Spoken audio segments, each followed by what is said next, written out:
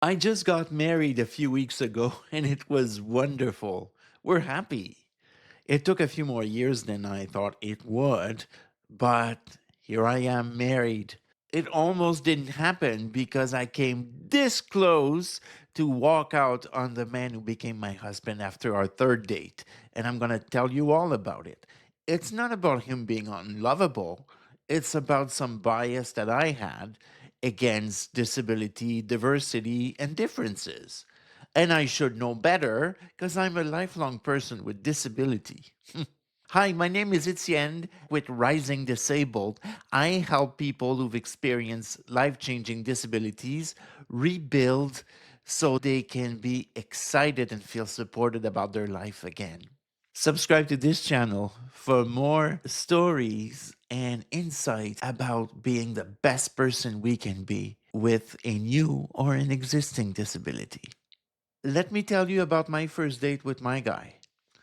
We met in a pub. On the first night, he put everything on the table, a lot more than we usually share on a first date. His strengths, his weaknesses, his challenges. And I was like, wow, it kind of took me by surprise. On the second date, he told me that he almost fell for a scam, then took his phone and showed me a TED talk given by someone on the autism spectrum. And he told me, I'm like her. I was taken aback, kind of panicking inside a little bit, trying not to judge. And then on our third date, he was making a lot of awkward jokes about me. And when we got to his place, he started installing his printer. And I was there wondering why the focus should not be on our time together. I almost walked out. It's only later that we've learned that my husband has ADHD. It's not a disability, but it comes with some differences. He's very smart, but since his attention goes in many directions very rapidly, I'm not always getting the kind of confirmation that he's paying attention that I'm used to having from other people. Sometimes he can be forgetful, or in an argument when I'm trying to make a point, he's already 5 steps ahead of me. Sometimes we do things together, and if he's not physically or mentally stimulated enough, he falls asleep. But it's not like he doesn't care. He is a wonderful, caring husband. I didn't leave because I knew that deep inside, I was with a guy that has an enormous heart. And I have to admit that I didn't like discovering parts of myself irritated about differences. Because all my life I had to fight against other people's ableism when, because of my cerebral palsy, they would make wrong assumptions. They would not try to get to know me or pity me. I remember when I was younger, I didn't give a chance to a few guys with disabilities who were really interested in me. And to be honest, it was because I was trying to prove that I was as good as a non disabled person. I was trying to manage how I looked in the minds of other people. I was trying to get the stigma of disability off of me.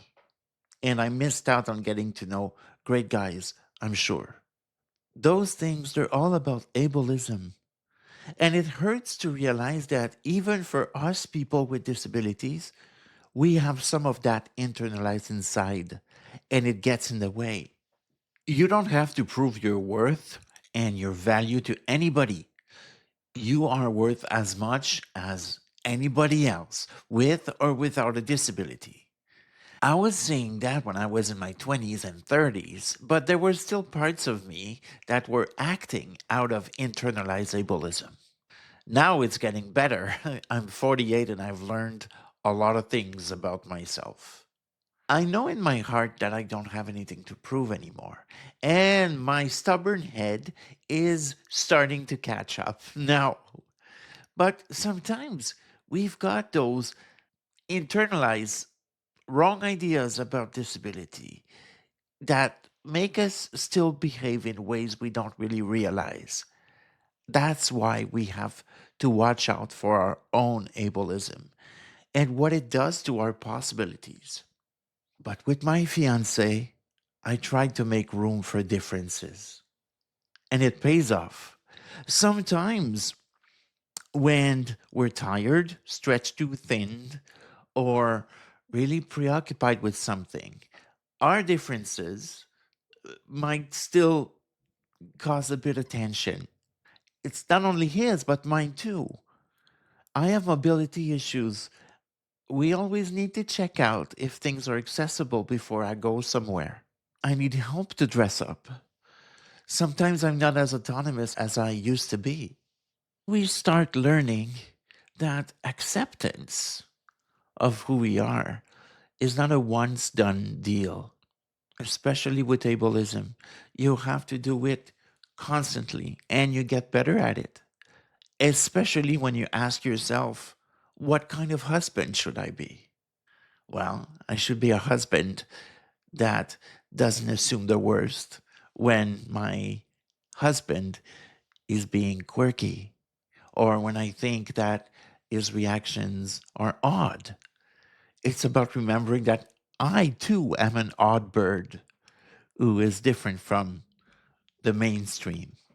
I wonder, do you think that your own ableism is keeping you from getting to know people that would be great partners for you? Is that keeping you from giving connection a chance? Something to think about. This is part of a series that I am making on dating with a disability. Subscribe to my channel, and I'm sure we're going to talk about other topics that also interests you, that are meant to empower you with your disability. See you soon.